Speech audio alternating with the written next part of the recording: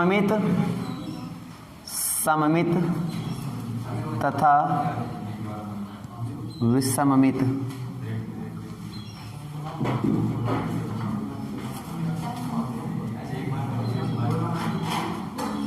आव्यव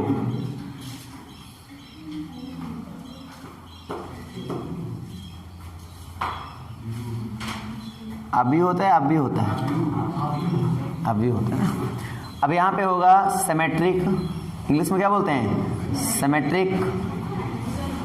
क्या बुक में कहाँ है? अब मुझे क्या पता बुक में कहाँ है, ढूंढो। तुम्हें यही नहीं पता बुक में है कहाँ? Symmetric and skew symmetric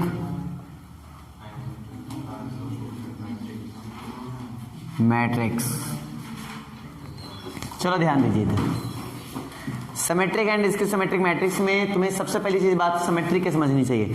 symmetric का मतलब ही ये हुआ कि अगर आप उसको इधर से रोटेट कर दो तो चीजें दिखने बदलने मतलब सेम दिखती हैं। जैसे कि अभी पहले गुरु चेला टाइप में आता था, वो तो छोड़ो, वो तो बहुत अजीब है, ठीक है ना। जैसे एक सर्कल की बात करें, हम एक सर्कल की बात करें तो ये सिमेट्री है कि नहीं है? हाँ है, क्योंकि अगर हम यहाँ पे एक मिरर रखेंगे तो ये वैसा ही सेम दिखेगा। मिरर का काम होता है कॉन्जुगेट करना, मतलब उसको पलट देना, ठीक है। और यहाँ पलटने काम कौन करता है? ट्रांसपोज मतलब परिवर्त करता है। तो इन्हें परिवर्त करने का मतलब वो मिरर का काम कर रहे हैं, मतलब रो को कॉलम में लिख रहे हैं, कॉलम को रो में लिख रहे हैं, मिरर का काम कर रहे हैं। तभी तो m/n क्या दिखने लगता है? n/m का अगर मिरर रखोगे क्या दिखेगा? n/m ही तो दिखेगा ना। तो इसको बोलते हैं सिमेट्री होना। क्या बोलते हैं? सिमेट्री होना। और सिमेट्रिक लगा है और मैट्रिक्स लग गया है तो इसका मतलब हुआ कि पूरी तरीके से ट्रांसपोज करेंगे और वो मैट्रिक्स वही रहेगी, है ना, जो मैट्रिक्स वो थी पहले। नहीं समझे मेरी बात? बिल्कुल नहीं समझ आई। जो मैट्रिक्स पहले थी, जैसे a बराबर हमारे पास था 1 2 2 1। अगर इसको देखो, एक बार देखो ध्यान से, 2 2 ले लो, इसको 3 ले लो, कोई दिक्कत नहीं इससे। अब इसको अगर ट्रांसपोज करके देखो क्या आएगा?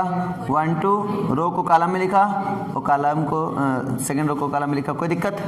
ये मैट्रिक्स क्या है? ए ही है ना। मैट्रिक्स क्या है? ए ही है ना।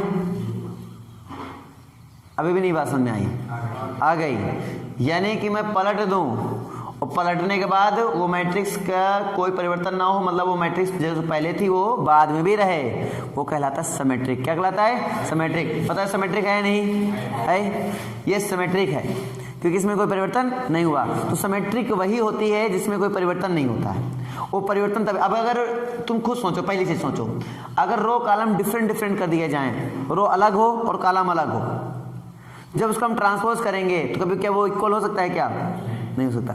यानी कि सबसे पहली बात तो क्या निकल के आ रही है कि मैट्रिक्स कैसी होनी चाहिए? बराबर होनी चाहिए, क्योंकि बराबर होंगे तभी पलटने पर कोई प्रभाव नहीं पड़ेगा। तो सबसे पहली चीज है कि उसके row total number of rows and total number of columns क्या होने चाहिए? इक्वल होने चाहिए। बिकॉज जब भी हम उसको मतलब ट्रांसपोज करें तो जब रो का कॉलम और कॉलम को रो हो जाए तो उसके ऑर्डर पे कोई इफेक्ट ना हो, ठीक है। तो इक्वल होने के लिए सबसे पहली चीज तो ऑर्डर सेम होना चाहिए। तो वो होने के लिए हमारे पास रो और कॉलम क्या होने चाहिए? इक्वल होने चाहिए। बात सबको समझ में आ रही है? तो सिमेट्रिक की डेफिनेशन क्या निकल के आती है? पहले सिमेट्रिक सीखते हैं, उसके बाद इसकी सिमेट्रिक सीखते हैं। सिमेट्रिक डेफिनेशन निकल के आती है कि अगर हम किसी मैट्रिक्स का किसी न लगाकर हम लगाएंगे, अगर ए इज अ स्क्वायर मैट्रिक्स, कौन सा मैट्रिक्स? Square matrix. किसी स्क्वायर मैट्रिक्स का बेटा, ठीक है, किसी स्क्वायर मैट्रिक्स का अगर क्या कर दिया जाए? ट्रांसपोज कर दिया जाए। क्या कर दिया जाए? ट्रांसपोज कर दिया जाए तो क्या हो जाएगा? वो मैट्रिक्स फिर से मिल जाए मुझे, तो मैं उसको बोलता हूं क्या है? सिमेट्रिक मैट्रिक्स है। क्या है भाई? सिमेट्रिक मैट्रिक्स है। बात समझ में आई कि नहीं आई? ये कम आया? आ गया? तो ये होता है सिमेट्रिक का काम। सिमेट्रिक का मतलब ये होता है पलट देना और पलटने के बाद जो व्यू दिखे वो पहले जैसा ही दिखे, कोई परिवर्तन ना हो। सिमेट्रिक का मतलब ये काम होता है, इक्वल होने चाहिए, मतलब पलटने के बाद भी व्यू आपका सेम होना चाहिए। तो जब भी वर्ड सिमेट्रिक लगेगा हम इसी बात को फॉलो कराएंगे, चाहे जहां लगे सिमेट्रिक, ठीक है, चाहे जहां लगे सिमेट्रिक हम इसी बात को फॉलो कराएंगे। कहानी क्लियर ही नहीं हुई? ठीक है। अब इससे ऑब्जर्वेशन क्या निकल रहा है? अगर हमारी कोई ए मैट्रिक्स क्या होगा? AIJ n by N. अच्छा n बाई एन मैंने इसलिए ऐसा लिखा क्योंकि इनके ऑर्डर क्या होंगे, सॉरी ये जो स्क्वायर मैट्रिक्स है उसके जो m है, टोटल नंबर ऑफ कॉलम्स है, टोटल नंबर ऑफ रोज है, वापस में क्या होते हैं, इक्वल होते हैं। दैट मीन्स उसको आप n बाई एन या m बाई m लिख सकते हो, ठीक है, इसमें कोई दिक्कत नहीं है। बात समझ में आ रही ना, तो इसको आप ऐसा कर सकते हो। अब समस्या यहाँ नहीं है, समस्या वैसे कहीं नहीं है। अगर हम ट्रांसपोज कर रहे हैं तो total number of rose column बन जाते हैं और कॉलम क्या बन जाते हैं, रोज बन जाते हैं, यानी कि ए जे आई हो जाता है। अगर आप ट्रांसपोज करते हो तो क्या हो जाता है, ए जे आई हो जाता है और एन बाई एन ही होगा क्योंकि यहाँ पे सेम है, ठीक बेटा। तो ए j i n by N, और ए हमारे पास क्या होता है, ए i j n by N. ये ऑब्जर्वेशन स्टार्ट हो गया हमारा। ऑब्जर्वेशन बहुत जरूरी है बेटा। ऑब्जर्वेशन इसलिए जरूरी है क्योंकि जब आप चीज़ों को समझ लेते हैं तो जो उससे पॉइंट निकलते हैं वही क्वेश्चन लगाने में हेल्पफुल होते हैं। अगर आप क्वेश्चन को स्पीड से करना चाहते हो तो आपका ऑब्जर्वेशन यानी सेक्शंस वर्क बहुत अच्छा करना चाहिए, ठीक ना। ऑब्जर्वेशन आपका बहुत इंपॉर्टेंट होना है। तो यहाँ पे देखिए ये इसके इक्वल होगा कि नहीं होगा, हाँ ना बोल भाई, इक्वल होगा। क्या होगा, ए जे आई इक्वल होगा किसके, ए आई जे के इक्वल होगा, क्योंकि ये हमने पढ़ा है मैट्रिक्स में कि अगर ऑर्डर सेम होते हैं, दो मैट्रिक्स अगर इक्वल हैं, उनके ऑर्डर सेम है तो उनके करस्पॉन्डिंग एलिमेंट्स भी आपस में क्या होते हैं, इक्वल होते हैं। इसका मतलब ए जे आई किसके इक्वल होगा, ए आई जे के इक्वल होगा। ये डेफिनेशन होती है इक्वल की। लॉजिक क्लियर नहीं क्लियर, ठीक है। तो इससे पता चल गया अगर मैं आई की वैल्यू 1 और जे की वैल्यू कुछ भी चॉइस कर दूँ ऐसे ना, तो अगर हम A21 लिखते हैं तो ये किसके इक्वल होगा, A12 के, ठीक है। दैट इज मतलब इसका मतलब समझो, ये बात समझ में नहीं आई। अगर A31 लिखा तो किसके इक्वल होगा, A13 के। अगर हम A51 लिखते हैं तो इसका क्या होगा, A15 के इक्वल हो जाएगा। ये समझ में आ रही नहीं आ रही बात। तो जब मैंने एक मैट्रिक्स लिखी थी 1 2 2 3, अब इसमें खासियत देखो, ये क्या था 1 2 था, ये क्या था 2 1 था, ये दोनों आपस में इक्वल थे कि नहीं थे। ये होना बहुत जरूरी है तभी सिमेट्रिक कहलाएगा। तो कोई भी मैट्रिक्स हम बनाएंगे और देखो सिमेट्रिक कैसे, और करके देखना सिमेट्रिक निकल आएगी। और बनाने तरीका देखो मैं क्या फॉलो कर रहा हूँ। मैं डायगोनल में कुछ भी लिख दूँ कोई मतलब नहीं है, मेन ये होता है 5 इधर, इधर भी 5, इधर 7, इधर भी 7, इधर 6, इधर भी 6। अब इसको करके देख लो, ट्रांसपोज सिमेट्रिक पक्का होगा क्योंकि हमने इनकी प्रॉपर्टी फॉलो करा दिया। करके दिखाओ, विश्वास नहीं हुआ होगा। ऐसे कैसे गुरुजी तुम जो मन में आ रहा है लिख दो सिमेट्रिक कहलाएगा। अरे बिल्कुल कहीं, चलो करके दिखाता हूँ मैं तुम्हें। इधर 1 5 7, इधर 1 5 7, इधर 5 2 6, इधर 5 2 6, 7 6 3, 7 6 3। मिला के देखो, मिला के देखो, मिला। क्या सीखे इससे सीखने को मिलता है कि जो सिमेट्रिक मैट्रिक्स होता है वो भी एक स्क्वायरी मैट्रिक्स होगा। हम उसको देखते हैं सिमेट्रिक मैट्रिक्स तब बोलेंगे जब उसका A12 A21 के इक्वल हो, A13 A31 के इक्वल हो, A23 A32 के इक्वल हो। समझ पा रहे हो नहीं समझ पा रहे हो, मतलब ए जे आई किसके इक्वल होना चाहिए, ए आई जे के इक्वल होना चाहिए। तब हम उस मैट्रिक्स को क्या बोलेंगे, सिमेट्रिक मैट्रिक्स। देखते ही सिमेट्रिक मैट्रिक्स बोल देंगे। और अगर आपको प्रूव करने के लिए बोला जाए तो उसका ट्रांसपोज करेंगे और ये वैल्यू आएगी, इसको लिख देंगे किसके बराबर, ए के बराबर। यानी क्या शो करना होगा कि ए ट्रांसपोज इक्वल टू ए। तो जब कोई सिमेट्रिक बोलेगा तो ये निकल के आएगा तुम्हारी जुबान से, और जब कोई तुम्हें ये बोल दे तो क्या निकल के आएगा, सिमेट्रिक निकल के आएगा। यानी ये दूसरे इफ ओनली इफ का केस है। कौन सा केस है, इफ ओनली इफ का केस है। इसको बोलते हैं इफ ओनली इफ केस। इधर से ये, इधर से ये। बताओ बातें समझ में आई कि नहीं आई। सिमेट्रिक बोला तो क्या निकल के आया, transpose of A equal to A. Transpose of A equal to A बोला तो क्या निकल के आया, सिमेट्रिक मैट्रिक्स कि A is a symmetric matrix. नहीं समझी बात। ए एक सममित अवयव है, क्या निकला, हाँ ए का ट्रांसपोज करेंगे किसके बराबर होगा, ए के बराबर होगा। बात समझ में आ गई। और अगर हमने बोला ए का ट्रांसपोज क्या ए के बराबर है तो क्या होगा, तो बोलेंगे सिमेट्रिक मैट्रिक्स होगा। ए जे आई बराबर ए आई जे किस में होती है प्रॉपर्टी, सिमेट्रिक मैट्रिक्स में होती है प्रॉपर्टी। अब तो समझ में आ गया ना, बोलोगे तो नहीं, ठीक है। तो ये पहला चीज क्लियर कर दिया मैंने सिमेट्रिक में। अब इसकी सिमेट्रिक क्या बोलता है, इसकी सिमेट्रिक में बस इसकी वर्ड जो लग गया इसको समझ। सिमेट्रिक का मतलब होता है पलटना, पलटेगा तो ये भी, ट्रांसपोज तो ये भी करेगा। इसके मतलब होता है उसकी वैल्यू में कुछ थोड़ा सा अंतर ये हो जाता है कि नेगेटिव साइन लग जाता है। क्या लग जाता है, नेगेटिव साइन। मतलब A transpose equal to minus का ए कर देना। A transpose equal to minus का ए शो ऑफ हो जाए तो उसको क्या बोलेंगे हम लोग, इसकी सिमेट्रिक मैट्रिक्स बोलेंगे। अगर इसकी सिमेट्रिक मैट्रिक्स प्रूव करना हो तो मुझे क्या प्रूव करना पड़ेगा कि ए का ट्रांसपोज इक्वल टू माइनस का ए निकल आए, ए का ट्रांसपोज इक्वल टू माइनस का ए निकल आए तो कहलाएगा इसकी सिमेट्रिक मैट्रिक्स यानी कि विषम सममित अवयव। पता बात है, समझ आ रही है? ठीक है, ये लेकिन इससे क्या प्रॉपर्टी निकलती है तो इसके ऑब्जर्वेशन देख लेते हैं हम लोग। ऑब्जर्वेशन,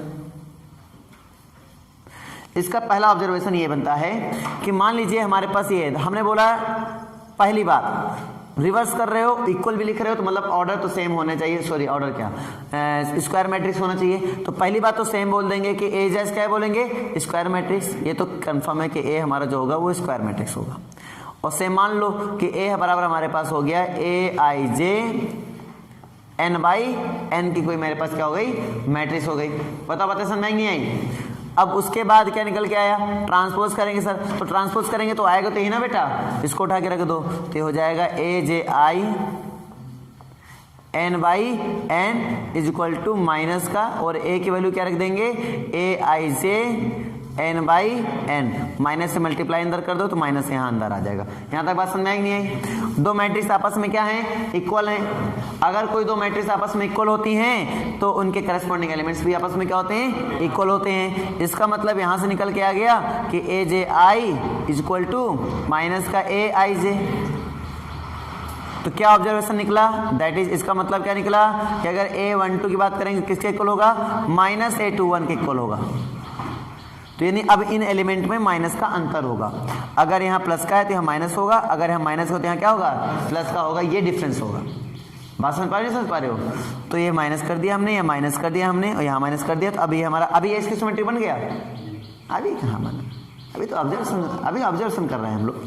पूरा ऑब्जर्वेशन हुआ क्या, नहीं हुआ, होना बाकी है ना, तो करने तो दो।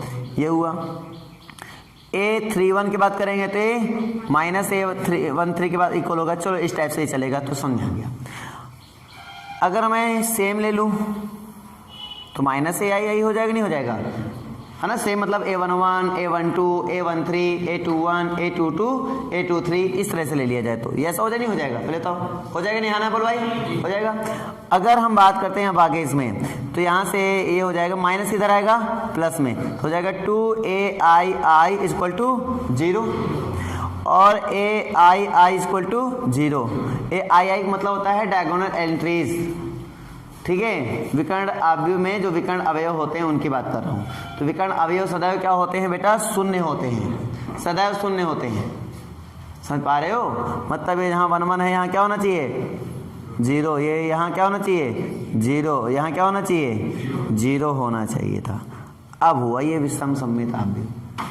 तो विषम सममित अवयव की सबसे बड़ी खासियत है कि ये जो विकर्ण अवयव होता है यानी डायगोनल एंट्रीज होता है वो क्या होता है, 0 होता है। प्रिंसिपल डायगोनल भी इसको बोलते हैं हम लोग, प्रिंसिपल डायगोनल एलिमेंट।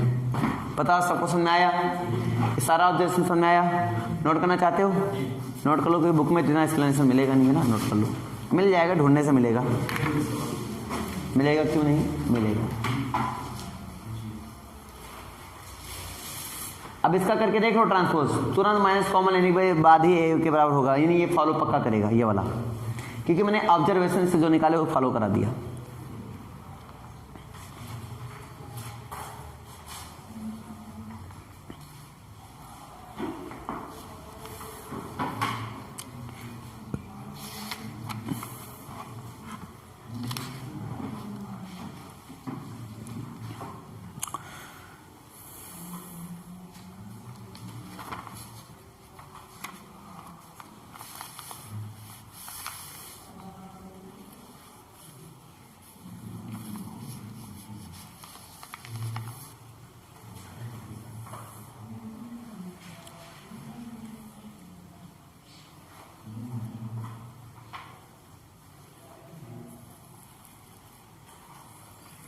याद रखना है क्योंकि हम लोग रियल नंबर के थ्रू पढ़ रहे हैं सब, तो इसकी जो एंट्रीज होगी सदैव रियल होती हैं। ये ए जो डायगोनल एलिमेंट होते हैं ये जीरो सभी उसी के लिए होते हैं जिसमें रियल एंट्रीज होती हैं। जब आप बीएससी एमएससी में जाओगे ना तो ये प्रॉपर्टी थोड़ी सी डगमगाती है, इंटर में नहीं डगमगाएगी। इंटर में लिखा होता है वास्तविक के लिए सदैव 0 होता है, वास्तविक के लिए सदा जीरो, और हम लोग पढ़ाई किसके लिए कर रहे हैं, वास्तविक के लिए कर रहे हैं, इसलिए सदा जीरो रहेगा, ठीक ना, रियल नंबर के लिए कर रहे हैं। और जब आप बीएससी एमएससी में जाओगे फिर पढ़ोगे तो फिर चीज़ें बदल जाएंगी।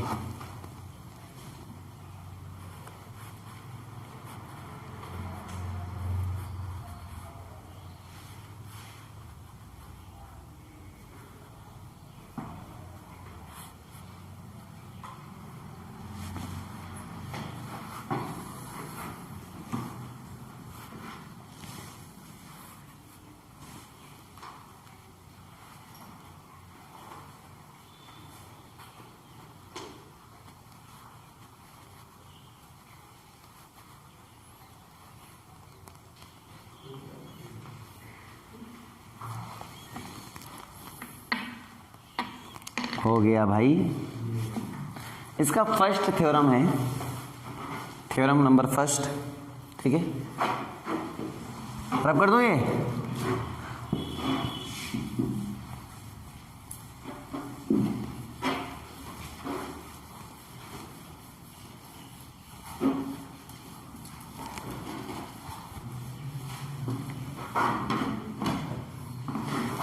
थ्योरम नंबर फर्स्ट ये कहता है वास्तविक अवयवों वाले किसी वर्ग ए के वर्ग अवयव ए के लिए ए प्लस ए ट्रांसपोज ऑफ ए एक सममित अवयव है तथा ये एक विषम। चलो देखो, बोल रहा है कि रियल एंट्रीज, यानी जो इसके एंट्रीज होनी चाहिए वो कैसी होनी चाहिए, रियल होनी चाहिए।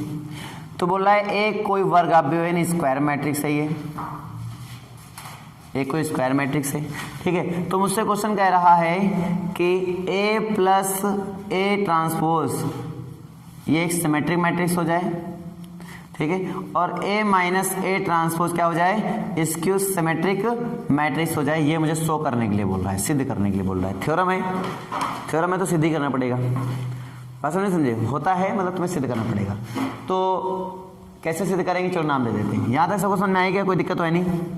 मुझे इसको कैसे सिद्ध करना है, कैसे सिद्ध करना है, तो इसको कोई नाम दे दो पी मैट्रिक्स, इसको नाम दे दो क्यू मैट्रिक्स। यहाँ तक कोई दिक्कत, चलो करते हैं।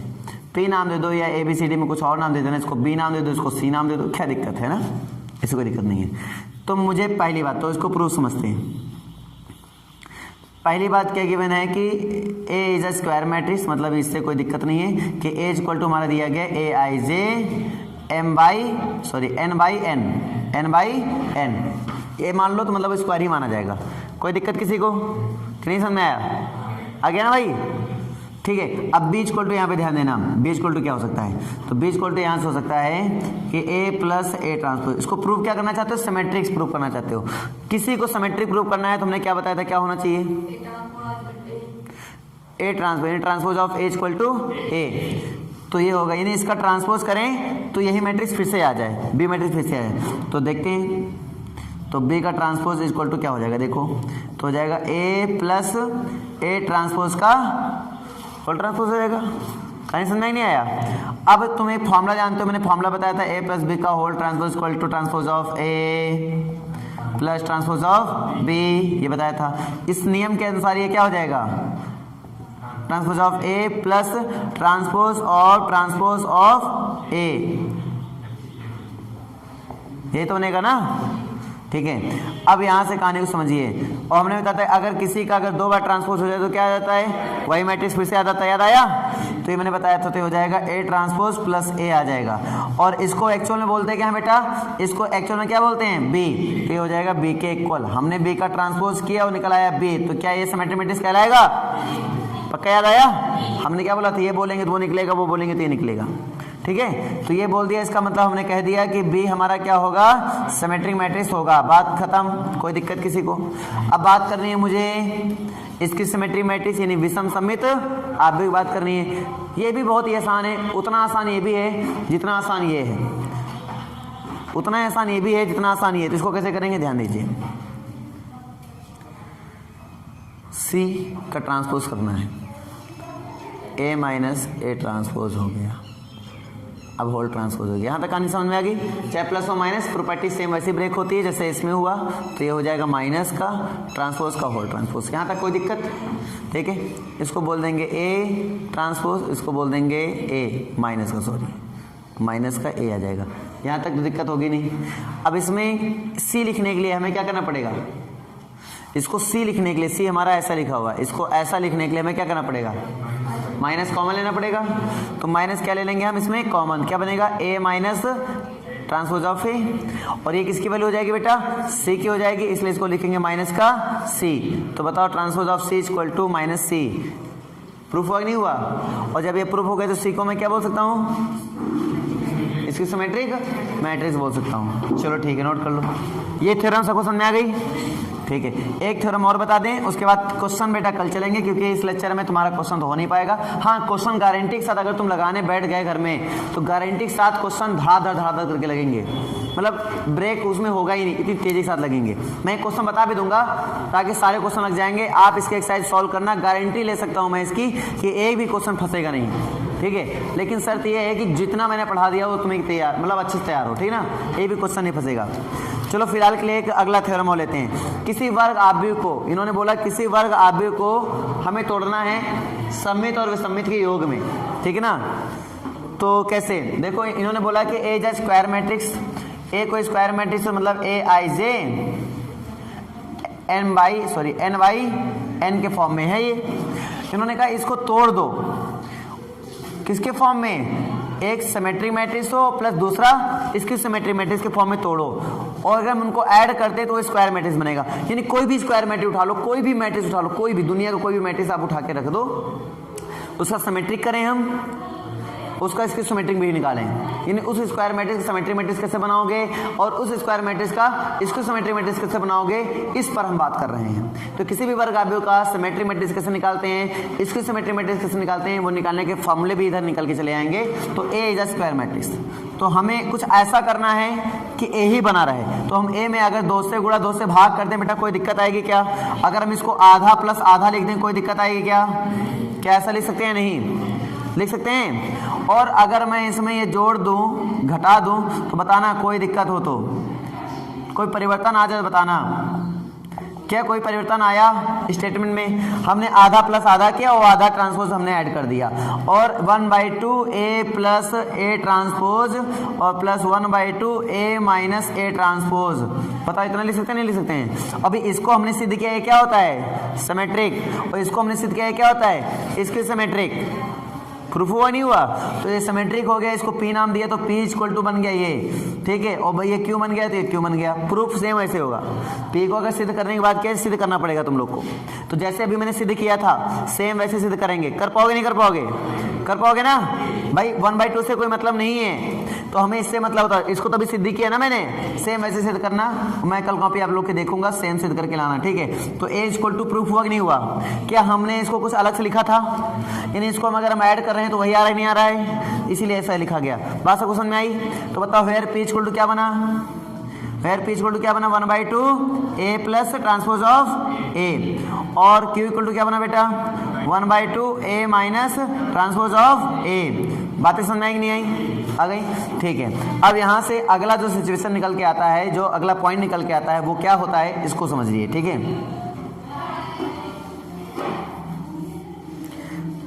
चलो पॉइंट ना निकालो, डायरेक्टली क्वेश्चन बताते हैं। तो इसको नोट करो, जल्दी नोट करना है तो,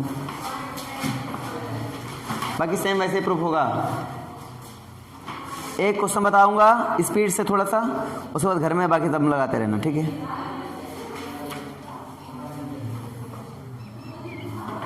तो मैं एक साइज का बताऊंगा, ठीक ना। अभी ऐसे रैंडमली बता रहा हूँ, बाद में हम इसको देख लेंगे अच्छे से और समझेंगे। 6 - 2 2 -2 3 -1 2 -1 3। ये बोल रहा है इसको हमें योग के बनाना है। किसके योग के फॉर्म में बनाना है? सिमेट्रिक और इसके सिमेट्रिक योग के फॉर्म में बनाना है। बहुत ही आसान क्वेश्चन है। हमें पहले पी निकालना। पी निकालने के लिए मुझे क्या निकालना पड़ेगा? A plus A transpose, A plus A transpose. चलो ए ट्रांसपोज करके बैठ जाओ। तो जो रो में लिखे उनको कॉलम में लिखो, जो कॉलम में लिखे उनको रो में लिखो। बताओ क्या होगा? हाँ पता नहीं क्या होगा, बोलो। 6 - 2 2 -2 3 -1 2 -1 3। अब इनको ऐड करना है बेटा, ऐड करके 2 से डिवाइड कर देना है। तो पी निकालेगा। पी कितना आएगा? तो ऐड करो, 2 से डिवाइड कर दो। ऐड करो, 2 से डिवाइड करो। 6 ऐड करो, 2 से डिवाइड करो। -2 ऐड करो, 2 से डिवाइड करो। 2 ऐड करो, 2 से डिवाइड कर लो। 2 से डिवाइड करने के लिए ऐसा करो, 2 से बाहर रखो, 1/2 बाहर रखो, तो कितना आया 12 आगे, -4 आगे, 4 आगे, -4 आगे, 6 आगे, -2 आगे, 4 आगे, -2 आगे, 6। अब ये सिमेट्रिक है कि नहीं है? ये देखो ये इसके बराबर, ये इसके बराबर, ये इसके बराबर, ऑलरेडी सिमेट्रिक था आई थिंक, है ना, इसलिए सिमेट्रिक निकल आया। तो कर पाओगे नहीं कर पाओगे? वैसे तुम्हें क्यों निकालना है, आराम से निकाल लेना। आज के लिए इतना ही, फिर बात करेंगे कल।